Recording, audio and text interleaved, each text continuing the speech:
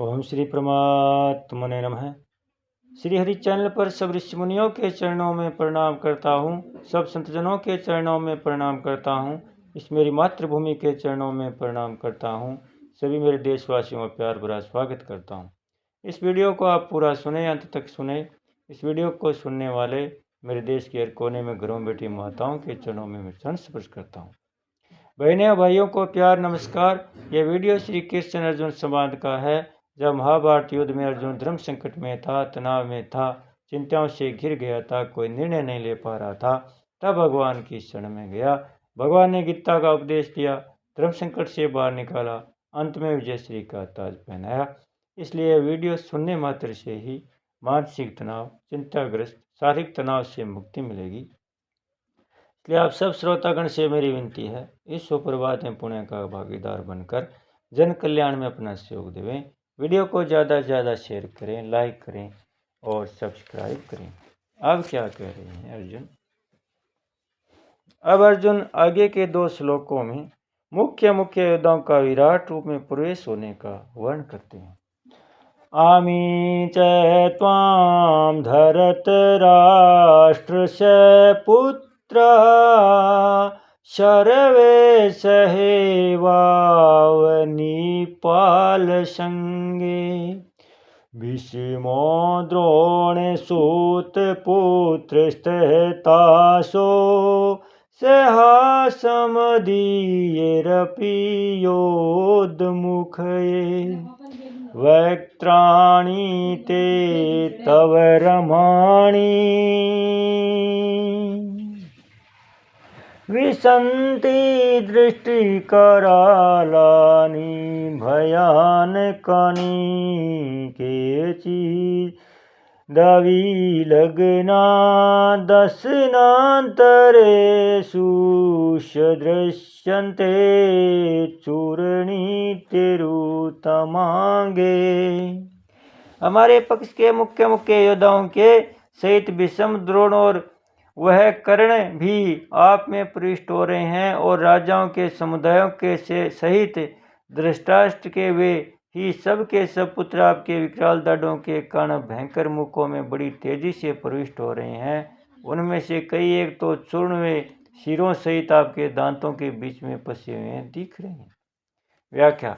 भीष्मो द्रोणसूतपुत्रस्तासो सयस्मदीयैरपि योद्धमुखे। हमारे पक्ष के दुष्टुमन, विराट, द्रुपद आदि जो मुख्य योद्धा लोग हैं, वे सब के सब धर्म के पक्ष में है और केवल अपना कर्तव्य समझकर युद्ध करने के लिए आए हैं। हमारे इन सेनापतियों के साथ पितामह भीष्म, आचार्य द्रोण, वह प्रसिद्ध सूत पुत्र कर्ण आप में प्रविष्ट हो रहे हैं।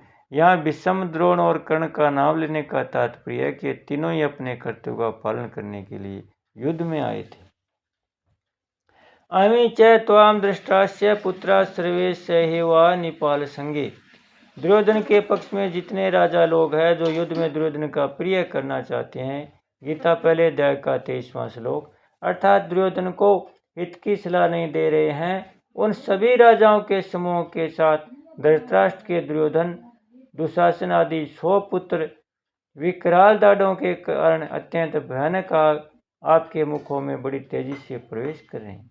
वक्त्राणि ते तव माना विशंति दृष्टा करालानि भयानकानि। विराट रूप में वे चाहे भगवान में प्रवेश करे, चाहे भगवान के मुखों में जाए, वह एक ही लीला है, परंतु भावों के अनुसार उनकी गतियां अलग अलग प्रतीत हो रही है। इसलिए भगवान में जाए अथवा मुखों में जाए, वे है तो विराट रूप में ही। केचिद्विलग्ना दशनान्तेषु सदृश्यन्ति चूर्णिते रुतमागे। जैसे खाद्य पदार्थों में कुछ पदार्थ ऐसे होते हैं जो चबाते समय सीधे पेट में चले जाते हैं, पर कुछ पदार्थ ऐसे होते हैं जो चबाते समय दांतों और दाढ़ों के बीच में फंस जाते हैं।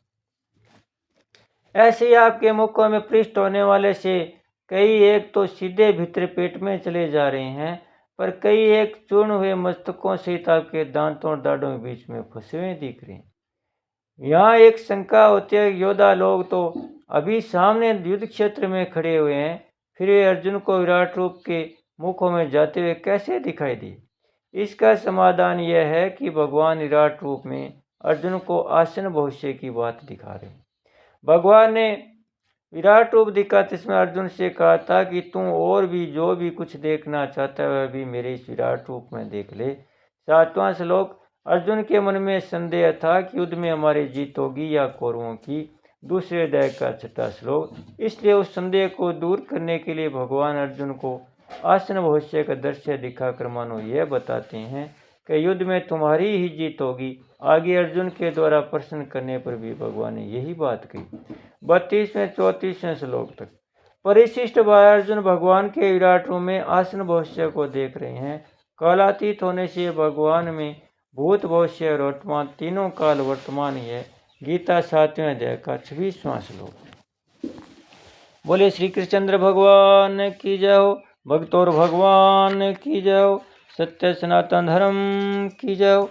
कर्पूरम गौरम करुणावतारम संसार सारम भुजगेन्द्रहारम सदा वसंतम हृदयारविंदे भवम भवानी सहितं नमामि।